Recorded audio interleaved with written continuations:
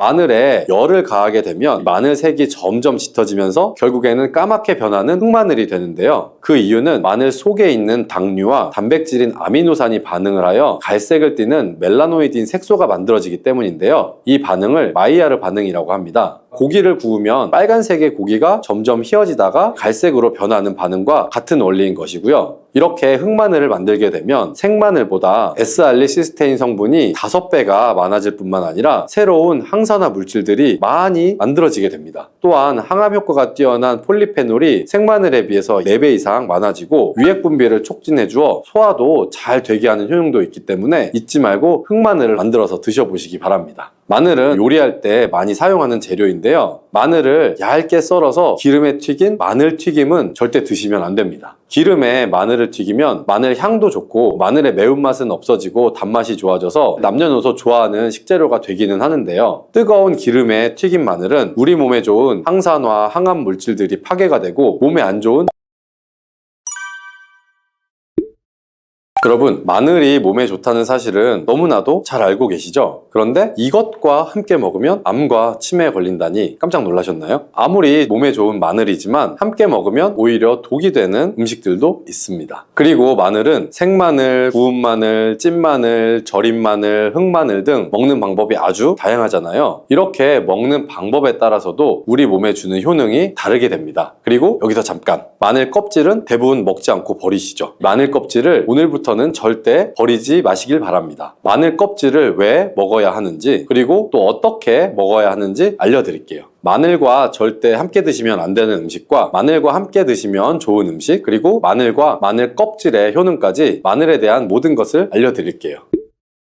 마늘은 우리나라 사람들이 좋아하는 식재료죠. 한국농촌경제연구원이 발표한 자료에 따르면 우리나라 1인당 1년 동안 마늘 소비량이 7kg 정도인데요. 놀라지 마세요. 세계 평균은 0.8kg이랍니다. 우리나라 사람들이 마늘을 많이 먹는다는 거죠. 마늘을 많이 먹는다는 건 그만큼 건강한 식단을 먹고 있을 가능성이 높다는 사실이지만 먹는 방법에 따라서 오히려 독이 될 수도 있습니다. 여기서 마늘과 함께 먹으면 절대 안 되는 음식 첫 번째는 바로 빵입니다. 마늘빵 아시죠? 마늘이 발라져 있어서 달콤 쌉싸름한 마늘 맛도 나고 향긋한 향도 좋아서 즐겨 먹게 되는데요. 마늘이 있어서 몸에도 좋은 빵이라고 착각하고 즐겨 드실 수 있죠. 마늘빵은 많이 드시면 안 됩니다. 왜냐하면 빵의 재료인 밀가루는 탄수화물이 주 성분인데요. 밀가루의 고탄수화물은 소화 과정에서 당으로 분해가 되고 혈당 지수를 급격히 올리게 되며 이때 인슐린의 분비가 과도하게 나오게 됩니다. 이런 현상이 반복되게 되면 체내 인슐린 저항성이 높아지고 췌장을 망가뜨려서 당뇨를 유발할 수가 있는 것이죠. 그리고 이 당은 몸에 흡수되면서 지방으로 변하게 되고 쉽게 살이 찌게 되어 비만을 야기할 수도 있습니다. 또한 밀가루로 빵을 만들면 글루텐이라는 단백질이 생성이 되는데 이 글루텐은 소화불량, 복통, 변비 등의 증상을 유발할 수가 있죠. 이뿐 아니라 글루텐이 몸에 들어오면 장에서 에소루핀이라는 성분이 만들어지는데 이 에소루핀은 중독성이 강해서 밀가루 중독을 일으켜 빵 같은 밀가루를 과다하게 섭취하게 만든다는 것입니다. 마늘이 아무리 좋은 성분으로 항암작용, 항염증 작용을 한다고 해도 마늘빵으로 드신다면 아무 소용이 없게 됩니다. 그럼 마늘은 어떻게 먹어야 마늘의 효능을 극대화할 수 있을까요?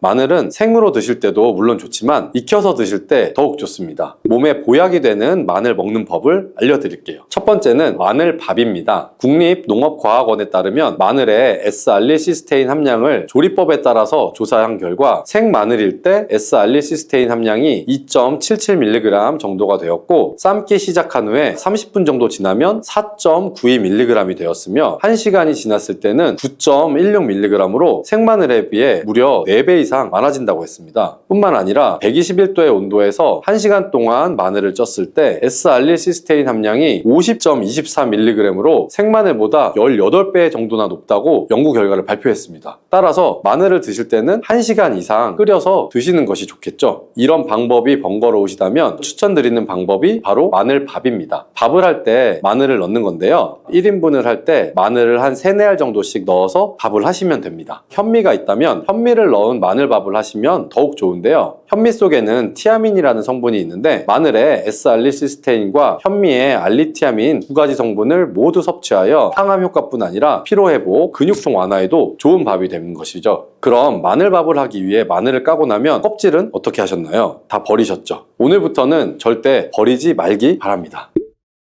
마늘에 효능하면 첫 번째로 생각나는 것이 아마도 항암 효과일 거예요. 그런데 마늘 껍질을 통해서 엄청난 항암 효과를 누릴 수가 있다고 하거든요. 우리나라 연구진에서 연구한 결과 마늘 껍질을 70% 에탄올 용매로 반복적으로 추출해서 만든 마늘 껍질 추출물이 암 예방에 효과가 아주 탁월하다고 발표를 하였습니다. 특히 유방암, 위암, 간암, 대장암, 폐암뿐 아니라 다양한 암세포에 대한 억제 효과가 있다고 했는데요. 그 중에서도 유방암 세포의 증식을 억제하는데 효과가 가장 높았다고 합니다. 마늘 껍질의 두 번째 효능은 바로 심혈관을 튼튼하게 한다는 것입니다. 마늘 껍질은 마늘 알맹이보다 식이섬유가 4배, 폴리페놀이 7배나 많게 함유되어 있는데요. 이 식이섬유는 혈관 내 나쁜 콜레스테롤을 흡착시켜서 몸 밖으로 배출하는 데 도움을 주죠. 항산화 성분인 폴리페놀이 콜레스테롤이 산화되는 것을 막아서 나쁜 콜레스테롤이 만들어지는 것을 방지하는 데 효능이 있는 아주 중요한 성분입니다. 마늘 껍질에 함유된 알리신 성분은 혈중 지지를 낮춰 콜레스테롤과 중성지방을 낮추는데 효과적인 성분이 되고요. 이를 통해 동맥경화를 방지하는 데 도움을 주어서 심혈관 질환을 예방하는 데 좋은 성분이 되는 것입니다. 또 마늘 껍질을 말려서 분말로 만들어 음식에 넣어 드시면 비만을 막아주는 효과를 볼 수가 있는데요. 식이섬유가 풍부해서 지방의 흡수를 막고 나쁜 지방을 배출하는 데에도 탁월한 효능이 있습니다. 뿐만 아니라 체내 지방 대사를 촉진하기 때문에 지방 분해가 빠르게 일어나 체지방을 제거하는 데도 아주 효과가 좋습니다. 그리고 마늘 껍질을 분말로 드시는 방법 말고 차로도 드시는 방법이 있는데요. 마늘 차를 우리는 방법을 알려드릴게요. 마늘 껍질을 깨끗하게 씻어서 말린 다음에 기름을 두르지 않은 팬에 마늘 껍질을 넣고 볶아주어 수분을 없애줍니다. 이렇게 하는 이유는 수분을 없애기 위한 것도 있지만 마늘 껍질에 열을 가하게 되면 항산화 성분인 폴리페놀과 플라보노이드 성분이 증가하기 때문이에요. 이렇게 수분을 없앤 마늘 껍질을 냉동실에 보관하셨다가 드실 때 끓는 물에다가 소주를 반컵 정도 넣고 물 1리터, 마늘 껍질을 약 15g 정도를 넣고 끓여주시면 됩니다. 이렇게 끓인 마늘 껍질 차를 따뜻하게 드셔도 되고 냉장고에 넣어서 시원하게 드셔도 괜찮습니다. 마늘이 몸에 좋다고 해서 꿀에 마늘을 재워 드시는 분들 계시죠? 물론 꿀마늘이 몸에 좋은 분들도 있지만 꿀과 마늘은 함께 먹으면 안 되는 음식입니다. 식품 비방이라는 문헌에 보면 꿀과 마늘은 함께 먹으면 안 된다라고 적혀 있는데요. 그 이유는 꿀과 마늘이 둘 다 열을 내는 뜨거운 음식이기 때문이에요. 꿀과 마늘을 함께 먹게 되면 체질이 맞지 않는 경우에는 부작용이 크게 나타날 수가 있습니다. 체질이 맞지 않는 분들이 이 꿀마늘을 드시게 되면 눈의 충혈도 잦아지고 노화가 빨라질 수가 있는 거고요. 돋보기를 빨리 쓰게 될 수 있다는 것이죠. 또한 두통이 생기며 피부에도 트러블이 생기는 부작용도 있으니 꼭 기억하시는 것이 좋습니다. 또한 당 섭취에 주의하셔야 하는 당뇨, 고지혈증을 갖고 계신 분들이나 암 환자분들도 절대로 꿀마늘을 드시면 안 됩니다. 그렇다면 마늘은 또 어떻게 먹으면 좋을까요?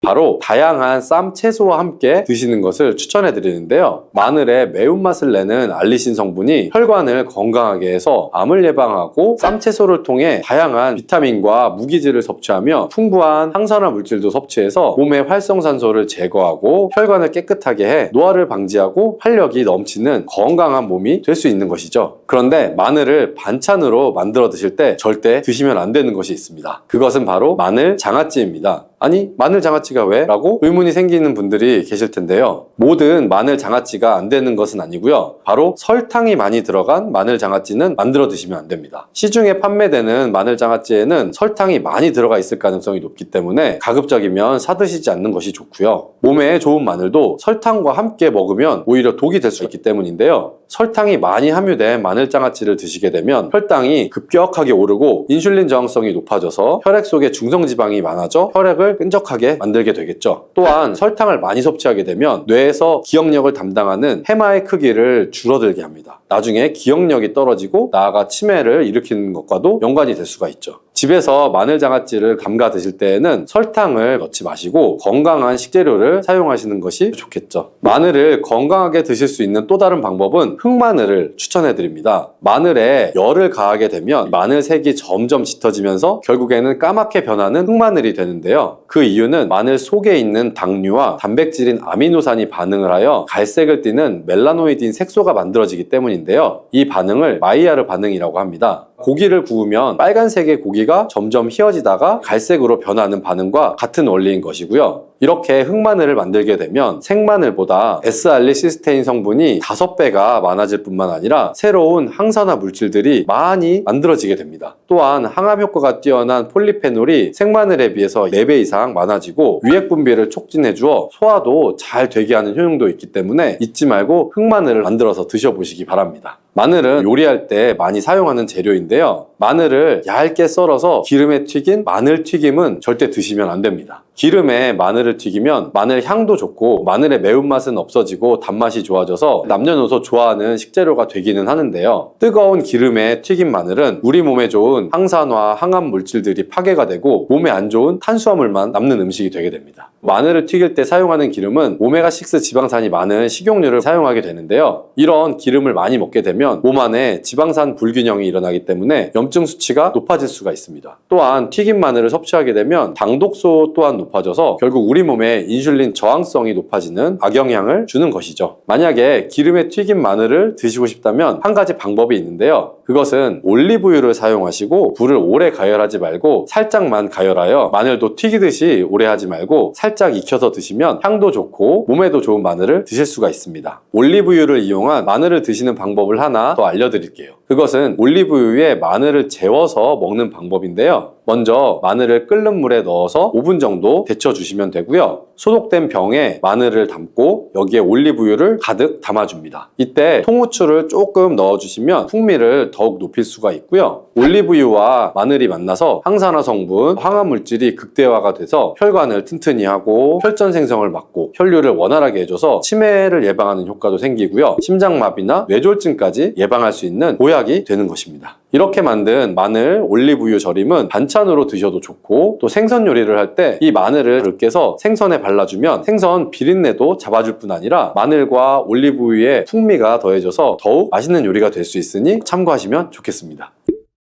이렇게 좋은 마늘도 드실 때 주의하셔야 할 분들이 있는데요. 마늘의 효능 중에 혈전을 제거하고 혈류를 원활하게 하는 효능이 있었잖아요. 이런 효능은 혈액을 묽게 만들어주기 때문인데요. 이미 와파린이나 아스피린 같은 혈전 용해제를 복용하시는 분들이 마늘을 많이 드시게 되면 상처가 나거나 했을 때 피가 잘 멈추지 않을 수가 있기 때문에 주의하시는 것이 좋고요. 또한 평소에 위염이나 위궤양이 있어서 위가 안 좋으신 분들도 마늘의 알리신 성분이 위 점막을 자극해서 증상이 악화될 수 있기 때문에 주의하시는 것이 좋습니다. 그리고 과민성 대장 증후군이 있는 분들도 마늘을 많이 드시게 되면 복통이 일어날 수가 있기 때문에 마늘을 조금만 드시길 바랍니다.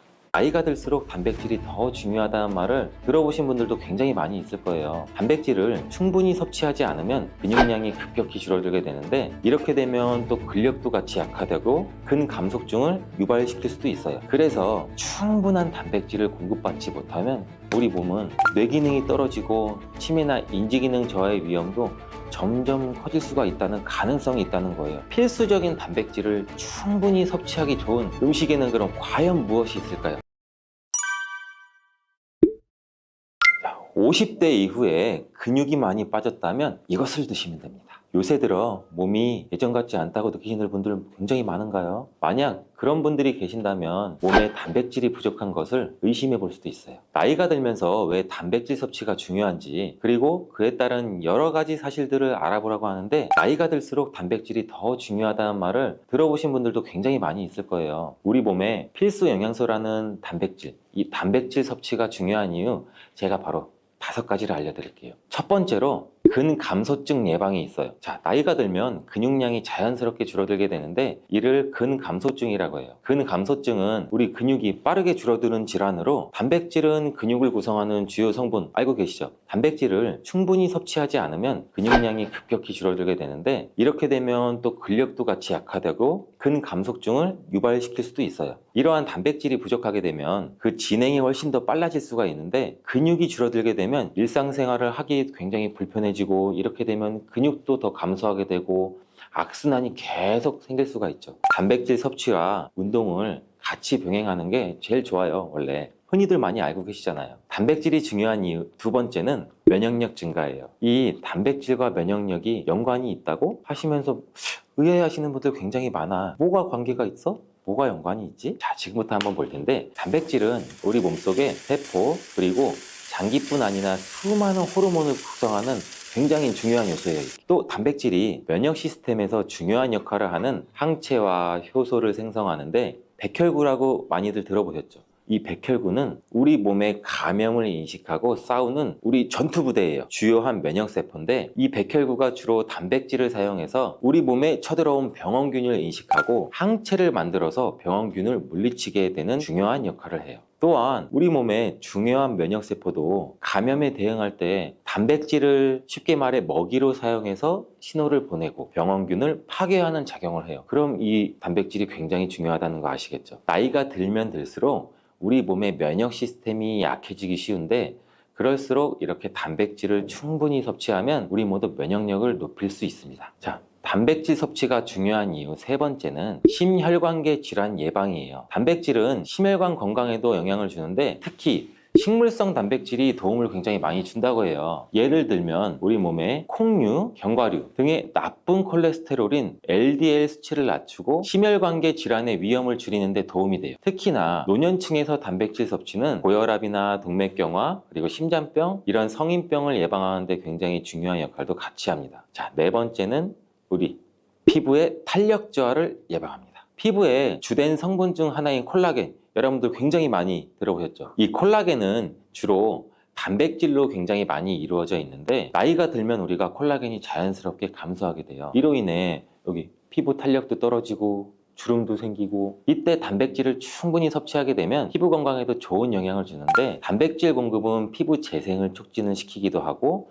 피부 건강도 유지하는 데 도움을 줄 수가 있어요. 자, 다섯 번째는 골다공증 예방입니다. 나이 드신 여성분들은 특히 더 주목해 주세요. 질병관리청의 보도자료에 따르면 대한민국 50세 이상의 골다공증 유병률은 22.5%로 약 5명 중 1명은 골다공증이 있대요. 이런 골다공증이 조용한 뼈도둑이라고 불릴 정도로 초기 증상이 뚜렷하게 보이진 않은데 우리 여러분들 골다공증이 한 번 생기면 이로 인해서 고관절, 척추, 손목 여러 가지 골절이 생기기 쉽고 이로 인해서 합병증 또한 굉장히 많이 증가될 수가 있어요. 이 골다공증을 예방하는 데 중요한 요소가 바로 단백질입니다. 이 단백질은 뼈를 구성하는 중요한 요소 중 하나인데 뼈의 건강을 유지하는 데 필요한 칼슘과 함께 이 단백질도 뼈의 구조를 안정화시키고 골밀도를 높여서 골다공증을 예방하는 데 굉장히 중요한 역할을 해요. 한마디로 노년층에서 우리가 흔히 알고 있는 칼슘과 비타민 D와 함께 단백질 섭취를 같이 증가시키면 뼈가 약해지는 것을 막아줄 수가 있어요. 이렇게 중요한 우리 몸속의 단백질이 혹시 부족하게 된다면 무슨 일이 일어날까 생각해 본 적 있으세요? 단백질이 부족하면 여러 가지 신체 기능에 문제가 생겨요. 첫 번째는 인지 기능 저하, 치매. 단백질 부족이 치매를 유발한다니 굉장히 새로운 사실이죠. 연구에 따르면 단백질이 뇌 건강을 유지하는 데 아주 중요한 역할을 한다고 하는데 특히 기억력에 굉장히 많은 영향을 줘요. 단백질은 뇌에서 신경 전달 물질을 만들고 뇌세포의 구조를 유지하는 데 굉장히 많이 도움을 줘요. 특히 학습과 기억력에 영향을 주는 이러한 시냅스에서 발생하는 신경 전달 물질을 방출을 시키고 이거를 받아주는 수용체를 활성화하고 이런 것들이 대부분 단백질에 의해 조절되는데 예를 들어 NMDA 수용체와 AMPA 수용체는 이 기억 형성에 중요한 역할을 하면서 이것들은 모두 단백질로 구성되어 있어요. 그래서 충분한 단백질을 공급받지 못하면 우리 몸은 뇌 기능이 떨어지고 치매나 인지 기능 저하의 위험도 점점 커질 수가 있다는 가능성이 있다는 거예요. 이러한 단백질 섭취가 우리 몸에 얼마나 중요한 영향을 끼치는지 다시 한번 아셨죠? 또한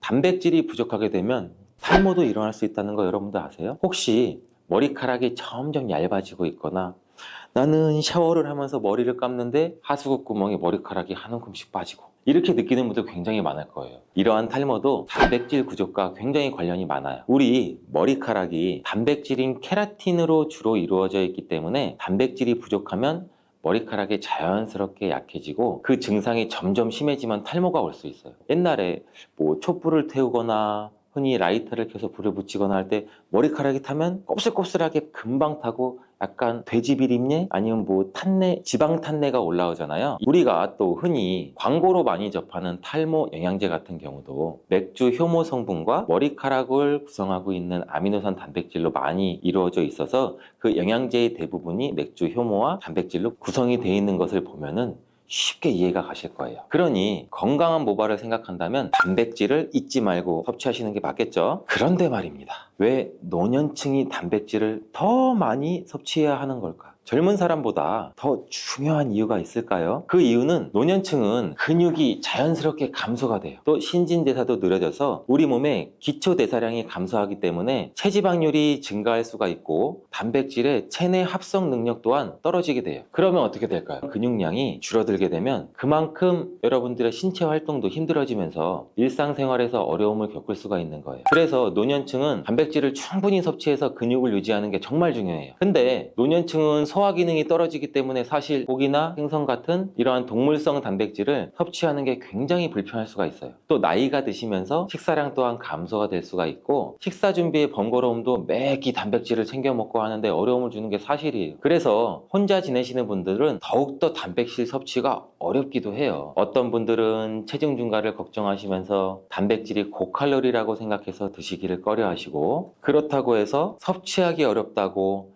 단백질의 섭취를 멀리해서는 절대 안 됩니다. 우리 몸에 이렇게 필수적인 단백질을 충분히 섭취하기 좋은 음식에는 그럼 과연 무엇이 있을까요? 제가 지금 바로 알려드릴게요.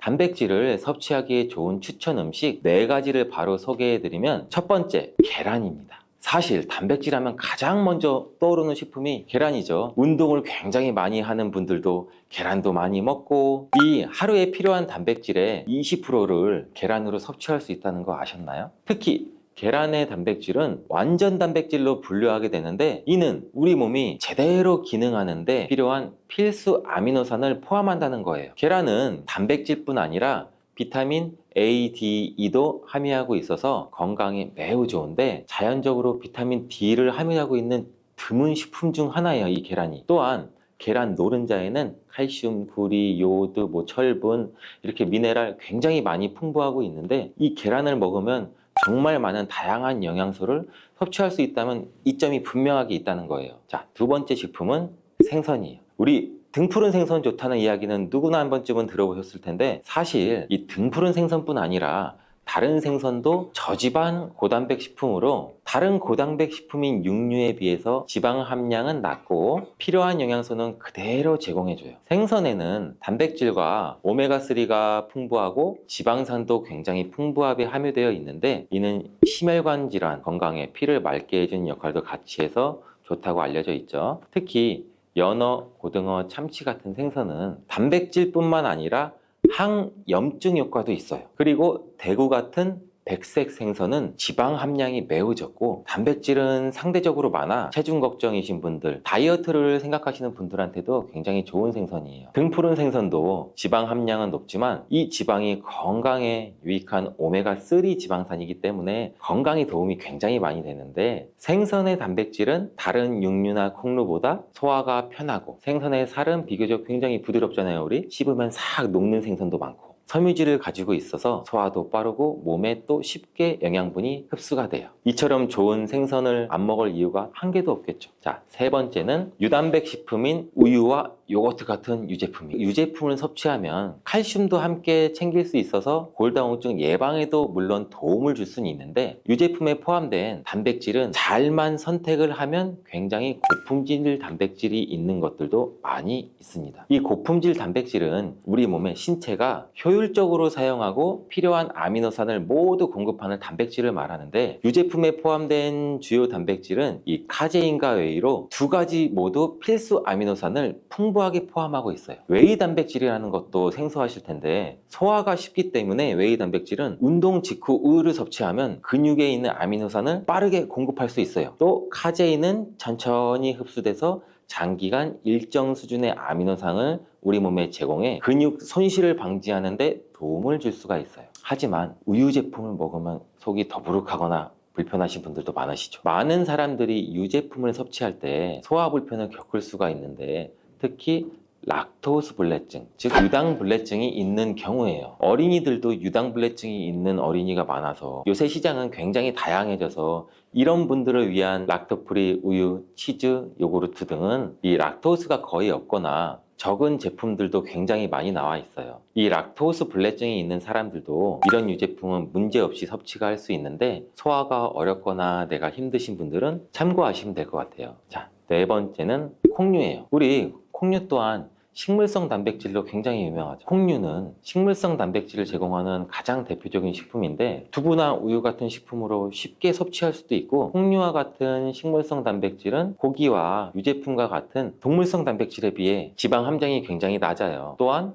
콜레스테롤이 없는 특징도 갖고 있어요. 특히 콩, 렌틸콩, 병아리콩, 검정콩 굉장히 많잖아요. 이 콩류들이 굉장히 많은데 다양한 종류의 콩류는 이렇게 필수 아미노산을 풍부하게 포함하고 있어서 우리가 신체가 필요로 하는 단백질을 고루고루 제공해요. 특히 고기나 생선 같은 동물성 단백질이 소화가 어려우신 분들한테는 두부나 비지찌개 같은 소화가 잘 되면서 단백질도 섭취할 수 있는 이렇게 일석이조, 이러한 콩류가 굉장히 좋은 단백질 식품이에요. 꼭 한번 기억해 주시길 바래요. 이렇게 몸에 필수적인 단백질, 음식만으로 과연 충분히 섭취하면 좋겠지만 그게 어려운 경우도 굉장히 많아요. 이때 단백질 보충제도 좋은 선택도 될 수 있습니다. 운동 전후에 빠르게 단백질을 우리가 보충하고 싶을 때 굉장히 많잖아요. 식사를 통해 충분한 단백질을 섭취하기 어려운 경우는 보충제가 굉장히 유용한데, 마트나 인터넷에서 쉽게 찾을 수 있는 단백질 파우더나 고단백 프로틴바를 이용하면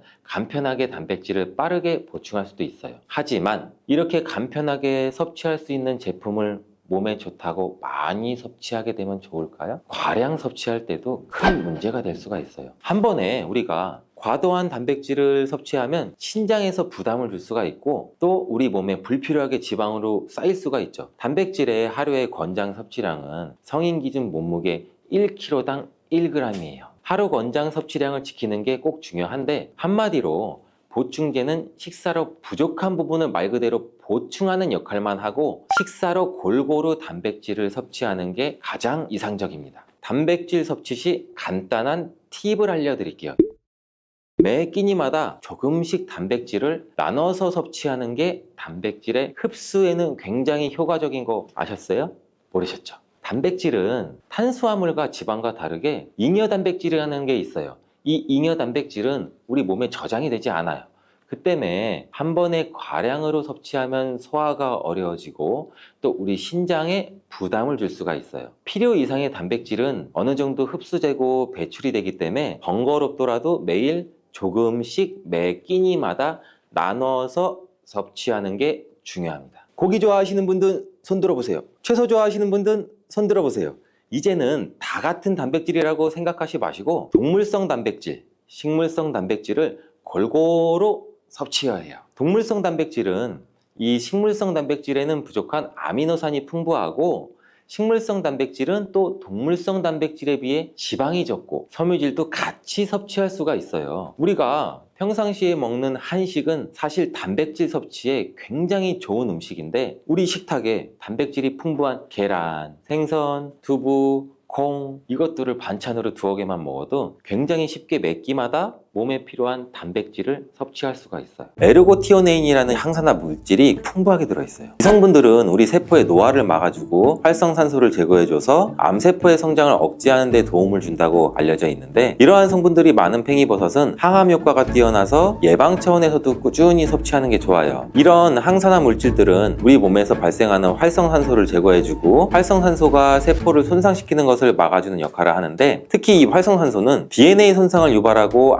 암세포의 성장을 촉진할 수 있기 때문에 항산화 성분이 함유된 활성산소를 제거하는 데 중요한 역할을 하죠. 또한 이러한 팽이버섯에 포함된 면역세포의 활성을 촉진시켜서 암세포를 인식하고 공격하는 능력을 높여주고 면역력도 증진시키는데 큰 역할을 해요. 이는 암 예방에도 도움을 줄 수가 있고, 또 연구에 따르면 포함된 식품을 꾸준히 섭취하면 암세포의 발생을 억제하고 이미 발생된 암세포의 성장을 늦출 수 있는데도 도움을 줄 수 있다는 결과도 나왔어요. 마트에서 쉽게 찾아볼 수 있는 팽이버섯. 가격도 부담 없는 우리 식탁에 자주 올라오는 아주 친숙한 버섯인데요. 저는 된장국이나 청국장을 끓일 때 꼭 이 팽이버섯과 두부를 넣어 먹는데 각종 탕이나 찌개에 꼭 들어가 한국인들의 식탁에 단골 손님인 팽이버섯이 알고 보니 우리 몸에 꼭 필요한 성분들이 가득 있다는 것 알고 계세요? 특히 중년과 노년을 위한 아주 유익한 식재료라고 하는데 건강에 많이 도움이 되는 팽이버섯의 효능과 또 잘못 섭취했을 때 해가 되는데 이에 대해 바로 알려드릴게요.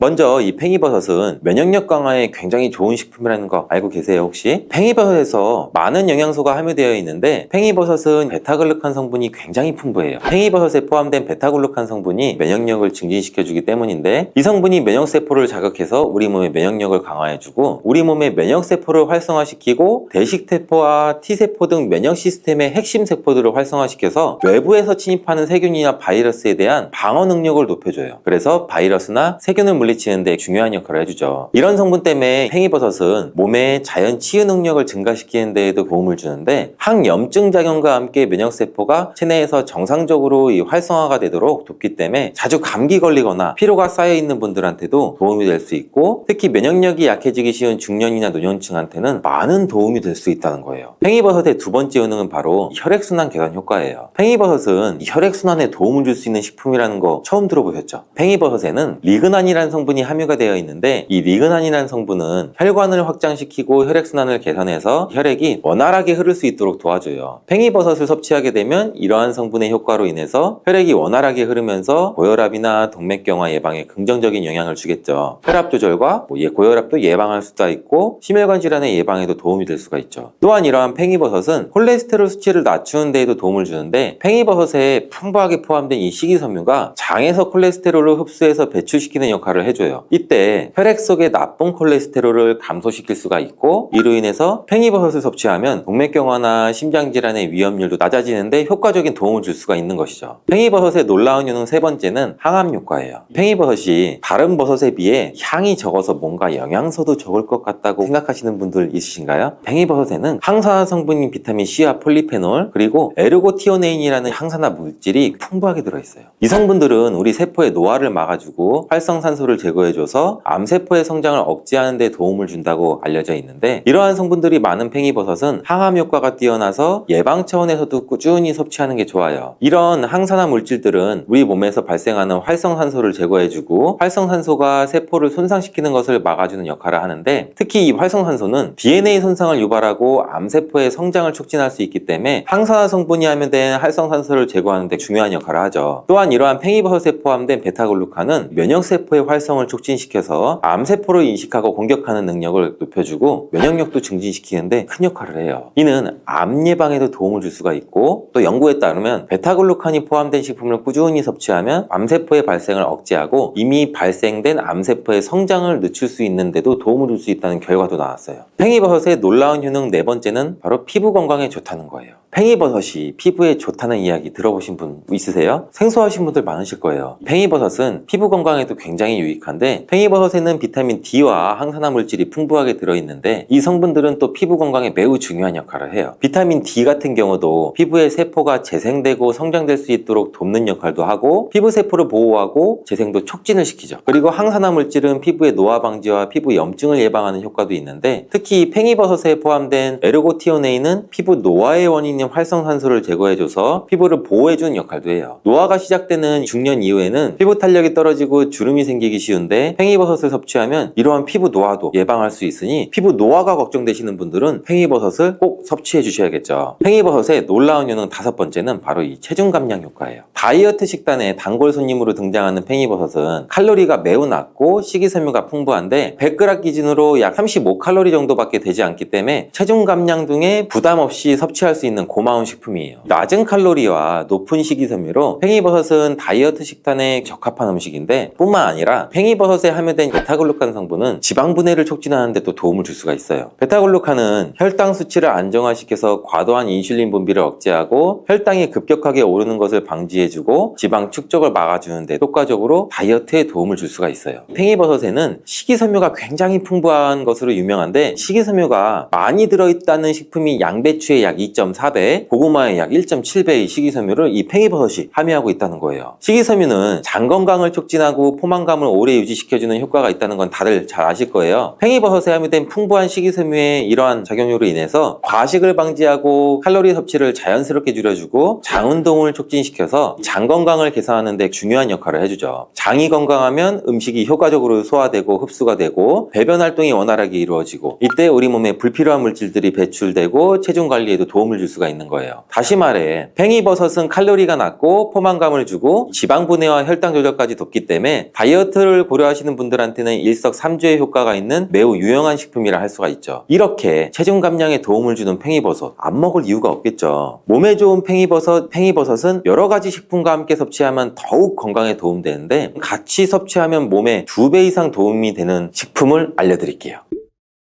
팽이버섯과 환상의 궁합 첫 번째는 시금치예요. 시금치는 철분과 비타민C가 풍부한 채소인 거 다들 알고 계시죠? 그뿐 아니라 여러 가지 항산화 물질도 함유되고 있는데 팽이버섯과 함께 이 시금치를 먹으면 시금치의 철분 흡수율을 높여주고 팽이버섯이 함유하고 있는 에르고티오네인, 비타민C, 폴리페놀 등의 항산화 물질이 시금치에 함유된 비타민 E나 C, 플라보노이드 등의 항산화 물질과 결합을 해요. 우리 몸에 염증을 줄이고 염증에 의해 발생될 수 있는 여러 가지 질병을 예방하는 데 도움을 주죠. 이러한 조합으로 드시게 되면 관절염이나 염증성 질환 예방에도 효과적이고 강력한 항산화 작용과 항염증 효과를 제공하는 아주 좋은 궁합의 음식이라고 할 수 있어요. 두 번째, 팽이버섯과 궁합이 좋은 음식은 바로 닭가슴살이에요. 닭가슴살은 단백질이 굉장히 풍부하잖아요. 또 칼로리도 낮고 그래서 체중 관리에 도움을 되는 걸로 유명하죠. 팽이버섯 또한 체중 감량에 좋은 식품인데 팽이버섯과 닭가슴살을 함께 먹으면 아주 좋은 궁합이라는 거. 팽이버섯은 칼로리가 낮고 식이섬유가 풍부해서 포만감을 주는데 닭가슴살에 포함된 이 풍부한 단백질은 근육 성장이나 조직을 복구하고 우리 몸의 다양한 생체 기능에 필수적인 영양소죠. 이 두 가지 영양소를 함께 섭취하면 팽이버섯의 면역력 강화 효능과 닭가슴살의 단백질이 결합을 해서 우리 체력을 증진시키고 근육량 증가에도 큰 도움이 될 수가 있죠. 또한 이 팽이버섯의 항산화 성분이 닭가슴살의 지방 연소를 돋는 역할도 해서 다이어트에도 좋고 더욱더 풍부해진 식감과 더불어 포만감과 영양소를 동시에 얻을 수 있고 균형 잡힌 식단을 유지할 수가 있겠죠. 이제부터는 닭가슴살을 드실 때 팽이버섯도 함께 섭취할 수 있는 메뉴도 고려해 보시면 좋겠죠. 몸에 좋은 팽이버섯, 하지만 아무리 좋은 식품이라도 과도하게 섭취하면 부작용이 있을 수가 있고 또 팽이버섯을 잘못된 방법으로 섭취하면 절대 안 되는데 지금 알려드리는 팽이버섯 섭취 시 유의할 점 꼭 기억해 주세요.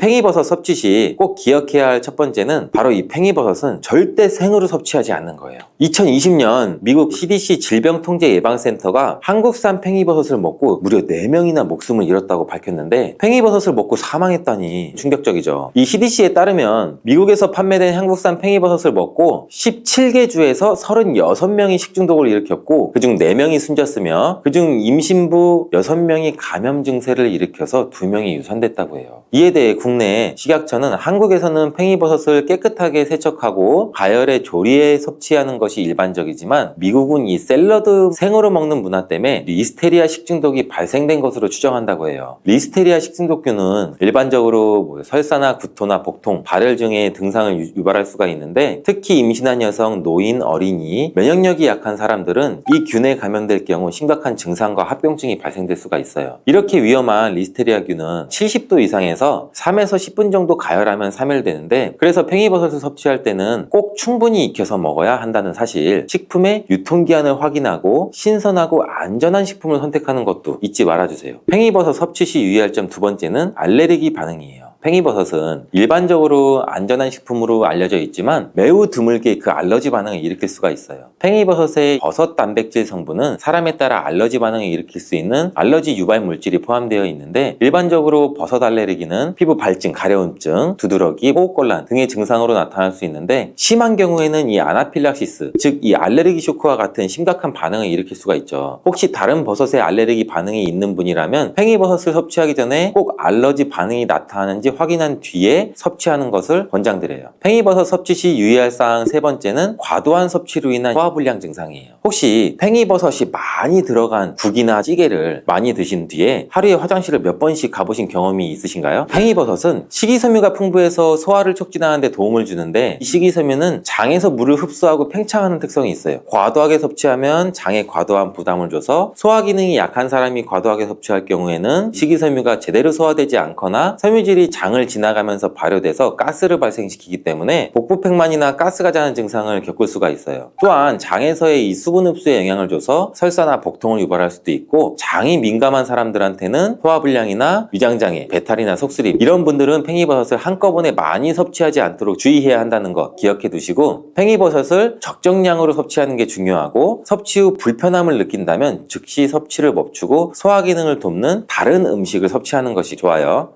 혈관을 깨끗하게 하고 당뇨를 예방하려면 땅콩을 이렇게 드셔야 합니다. 여러분, 땅콩 좋아하시는 분 있으신가요? 저는 땅콩과 건어물 같은 거 안주로 굉장히 좋아하는데, 이런 맛있는 땅콩이 건강에 굉장히 좋은 효능이 많다는 거 혹시 아시나요? 심심풀이 땅콩이라는 말이 있을 정도로 땅콩은 우리에게 굉장히 친숙한 음식이죠. 하지만 땅콩의 그 놀라운 효능을 제대로 아시는 분은 많이 없을 거예요. 땅콩이 얼마나 우리 몸에 좋은 영향을 미치는지, 그리고 어떻게 섭취하면 더 좋은 효과를 볼 수 있는지, 오늘은 땅콩에 대해서 한번 자세히 알아보는 시간을 가질게요. 어렸을 때 키가 작은 친구를 땅콩 같다고 많이 놀렸죠. 이 작은 땅콩 한 알에는 단백질, 지방, 탄수화물, 식이섬유 같은 거는 물론이고 비타민 E, B, 칼륨, 마그네슘, 철분, 폴리페놀, 플라보노이드, 이렇게 몸에 좋은 영양소가 굉장히 풍부하게 들어있는데, 이렇게 영양이 풍부하고 맛도 고소한 땅콩의 놀라운 효능 7가지를 제가 지금 바로 소개해 드릴게요. 첫 번째는 땅콩의 놀라운 효능, 심혈관 질환 개선이에요. 이 미국의 심장학회에서는 땅콩을 추천 음식으로 소개한 거 알고 계시나요 혹시? 땅콩의 크기는 굉장히 작고 땅콩 안에 들어있는 영양소는 굉장히 많아요. 땅콩 안에는 불포화 지방산을 굉장히 많이 함유하고 있는데, 특히 땅콩에 함유된 이 모노불포화 지방산과 다불포화 지방산이라는 게 있어요. 나쁜 콜레스테롤인 LDL 수치를 낮춰주고 좋은 콜레스테롤인 HDL 수치를 높이는 데 도움이 돼요. 또한 땅콩에 함유된 이 단일 불포화 지방산이라는 거는 우리 몸에 있는 콜레스테롤 수치를 낮추는 데도 도움을 주고, 혈중 콜레스테롤 수치가 낮아져서 또 심장 건강을 지키는 데도 매우 이로운 작용도 같이 하죠. 또 이러한 땅콩에는 불포화 지방산도 풍부하고 비타민 E가 풍부하게 들어있어서 혈액 순환도 돕고 심혈관 건강에도 굉장히 좋은 영향을 미칠 수가 있어요. 또 이 땅콩에는 마그네슘이나 칼륨, 식이섬유와 같은 이 심혈관 건강에 좋은 영양소를 함유하고 있어서 혈압 조절에도 굉장히 도움을 줄 수 있고, 혈관도 건강하게 유지할 수 있게 도움을 준다는 것도 꼭 한번 기억해 주세요. 땅콩의 놀라운 효능 두 번째, 뇌 건강에 도움을 주는 거예요. 땅콩에는 레시틴과 비타민 E가 들어있는데, 이 성분은 뇌세포를 보호하고 뇌의 건강을 유지하는 데 굉장히 중요한 역할을 하죠. 특히 이러한 땅콩은 우리 기억력과 집중력 향상에도 도움을 줄 수 있어서 중년층과 노년층한테 매우 유익한 음식이라는 거, 그리고 땅콩이 함유된 비타민 E나 폴리페놀, 특히 그 레스베라트롤 같은 강력한 항산화 성분이 들어있는데, 이는 우리 뇌 건강에 도움을 줘요. 이러한 항산화 작용은 뇌에서 발생할 수 있는 산화 스트레스도 줄여주고 신경세포도 보호하고 뇌 기능을 향상시키는 기능도 같이 해주거든요. 이러한 땅콩은 불포화 지방산, 특히 오메가3 같은 지방산을 포함하고도 있고 뇌 기능도 개선하고 치매와 같은 뇌질환도 예방할 수 있는데, 불포화 지방산 같은 경우는 우리 뇌 세포막의 구성 성분으로 중요한 역할을 하고 뇌의 신경 전도 속도를 또 높여줘요. 그래서 기억력과 학습 능력도 향상시킬 수도 있습니다. 땅콩의 효능 굉장히 놀랍지 않나요? 아직까지는 놀라기는 이른데, 이러한 땅콩의 효능 세 번째는 또 체중 관리에 도움을 줘요. 땅콩은 단백질과 식이섬유가 풍부해 조금만 먹어도 우리 몸의 포만감을 오래 유지시켜주기도 하는데, 그래서인지 우리가 과식도 예방할 수가 있고 체중도 관리하는데 도움을 줄 수가 있죠. 그냥 땅콩도 좋지만 땅콩을 갈아 만든 땅콩 버터도 포만감을 오래 유지시켜줘서 과식을 방지하는 데는 굉장히 효과적이에요. 또 단백질과 지방이 풍부해서 에너지도 공급하는 데 일조를 하고 건강한 체중 관리도 도와줘요. 하지만 모든 음식은 과유불급, 근데 영양이 풍부한 땅콩은 칼로리가 많은 식품이에요. 그래서 하루에 10알이나 20알 정도 적정량을 섭취하는 것이 굉장히 중요하다는 거 기억해 주세요. 땅콩의 놀라운 효능 네 번째는 바로 당뇨 관리에 도움을 줄 수 있다입니다. 땅콩이 당뇨에 효능이 있다니 신기하시죠? 땅콩에는 불포화 지방이 굉장히 많이 들어있고 혈당 지수도 굉장히 낮아서 혈당을 천천히 올리는 효과가 있는데, 그래서 당뇨병 환자들한테도 좋은 간식으로 평가가 되고 있죠. 땅콩에 포함된 이 섬유질과 단백질이 혈당을 또 안정적으로 유지하는 데 도움을 주는데, 땅콩에 포함된 이러한 식이섬유 또한 혈당의 흡수를 더 늦추고 혈당 수치를 안정적으로 유지하는 데 도움을 줄 수 있다는 거예요. 뿐만 아니라 땅콩은 마그네슘과 비타민 B군이 들어있는데, 있는데 인슐린 감수성을 향상시키는 데 굉장히 또 큰 도움을 줄 수가 있어요. 이로 인해서 땅콩은 당뇨병 예방이나 혈당 관리에 탁월한 식품으로도 굉장히 많이 평가가 되고 있죠. 아직 안 끝났어요. 땅콩의 효능 5번째. 피부 건강에도 도움을 주는 거예요. 땅콩에 들어있는 이 비타민 E와 항산화 물질들이 피부를 건강하게 유지하는 데 또 좋은 영향을 줄 수가 있는데, 땅콩에 들어있는 비타민 E는 피부 세포를 유해한 자유 라디칼로부터 보호하고 피부 노화를 지연시키는 데도 굉장히 중요한 영향을 줘요. 이 성분은 피부의 탄력을 유지하고 주름을 예방하는 데도 굉장히 효과적이고 피부의 노화도 방지해주고 염증도 줄여줘요. 또 우리 피부를 매끄럽고 촉촉하게 만들어주기도 하죠. 그래서 이 땅콩은 굉장히 아름다운 피부를 위한 좋은 식품이기도 하죠. 땅콩에 포함된 불포화 지방산, 특히 올레산과 리놀렌산은 피부의 수분 유지를 도와서 이 밸런스를 유지를 시켜줘요. 그래서 피부가 건조해지지 않도록 하고 염증도 줄여주고 트러블도 완화하는 데 굉장히 큰 도움을 줄 수가 있죠. 뿐만 아니라 땅콩에는 아연도 포함되어 있어요. 피부 상처 치유도 돕고 여드름과 같은 피부 쪽은 피부 문제를 개선하는 데 굉장히 또 놀라운 효능이 있는 성분들도 들어있습니다. 땅콩의 효능 6번째, 소화 건강에도 도움을 줄 수가 있어요. 땅콩에는 이 식이섬유가 풍부해서 소화 시스템에 좋은 영향을 주는데, 식이섬유는 장의 움직임을 촉진시키죠. 변비도 예방해 줄 수 있고 장내에 유익한 미생물의 활동을 도와서 장 건강에 매우 좋은 환경을 만들어줘요. 또한 땅콩에 포함된 불용성 섬유는 특히 장을 자극해서 배변을 원활하게 하고 장의 건강을 유지하는 데 중요한 역할을 하는데, 이 섬유는 장에서 물을 흡수해서 변을 또 부드럽게 만들어주기도 하죠. 땅콩의 놀라운 효능 7번째, 좋은 단백질과 건강한 지방 섭취에 굉장히 좋은 공급원이에요. 땅콩을 고기나 다른 동물성 단백질에 비해 지방이 적어요. 또 채식주의자나 비건이 단백질을 섭취할 때 유용한 대체 식품이 될 수 있는데, 100g 정도의 땅콩은 약 25g에서 30g 정도의 단백질을 함유하고 있다는 거 아세요? 우리가 흔히 좋은 단백질 공급 식품이라고 생각하는 닭가슴살 단백질의 함량이 100g당 30에서 35g인 거를 생각해보면 단백질 함량은 닭가슴살에 비해 살짝 낮지만 대신 건강한 불포화 지방과 다른 다양한 영양소도 다량 함유되어 있어 단백질을 섭취하기에 충분히 좋은 식품이에요. 이렇게 건강에 놀라운 효능이 있는 땅콩, 그냥 아무렇게나 드시면 땅콩의 효능을 100% 섭취할 수 없다는 거 아세요? 보통 땅콩을 어떻게 조리해서 드시나요? 구워서, 볶아서, 삶아서? 모두 좋아하는 방법이 다르실 텐데 생땅콩을 먹는 것이 가장 좋다라고 들으신 분들도 있으실 거예요. 과연 땅콩을 가공하지 않고 생으로 먹는 것이 가장 좋은 방법일까요? 정답은 아니에요. 생땅콩에는 독성이 있을 수 있는 물질인 아플라톡신이라는 게 포함이 되어 있을 수가 있어요. 이를 피하기 위해서는 반드시 충분히 익혀서 먹어야 되는데, 볶거나 구운 땅콩은 이 아플라톡신을 제거할 수 있어 안전하게 섭취할 수 있지만 그보다는 땅콩을 삶아서 먹는 것이 더 건강에 좋다는 거 제가 지금 알려드릴게요.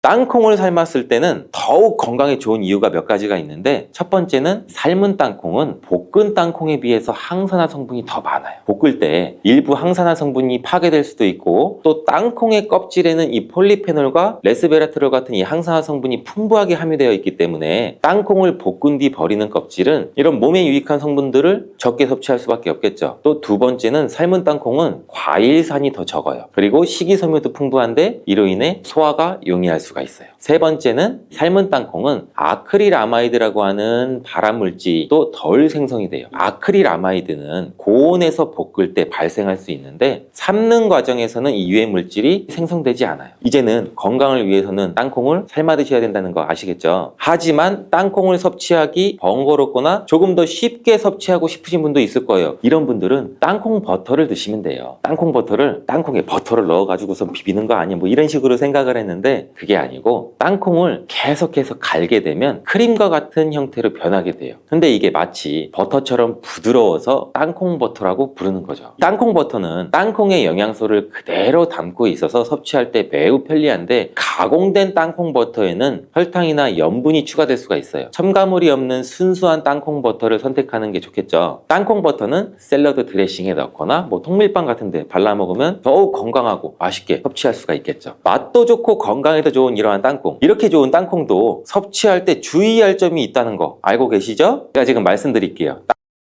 땅콩을 섭취할 때 주의할 점. 첫 번째는 알레르기예요. 땅콩에 알러지가 있으신 분들은 절대 땅콩을 드시면 안 되는데, 땅콩은 알레르기를 일으킬 수 있는 또 대표적인 식품이기 때문에 본인이 알레르기가 있는 걸 인지하시는 분들이면 절대 피하셔야 되고, 가벼우면 이런 알러지 증상은 목이나 뭐 혀의 가려움, 발진 이런 게 일어날 수 있는데, 이 알러지 증상이 심하신 분들은 호흡곤란, 혈압 저하나 아나필락시스 쇼크 같은 매우 심각한 반응도 일으킬 수 있어요. 알러지가 있으신 분들은 땅콩 섭취를 꼭 중단하시고, 땅콩이 들어갈 수 없는 환경에서 조리가 된 것인지는 꼭 확인하시는 게 중요한 포인트예요. 땅콩을 섭취할 때 유의사항 두 번째는 과다 섭취예요. 땅콩이 작아서 조금만 먹어도 손쉽게 우리는 과다 섭취를 할 수가 있는데, 아무도 모르는 사이에 또 체중이 증가할 수가 있어요. 땅콩은 고칼로리 식품이기 때문인데, 하루 권장 섭취량은 약 10알에서 한 20알 정도인데, 이를 넘기지 않도록 주의해 주시고 적정량을 섭취하는 게 굉장히 중요해요. 자, 세 번째는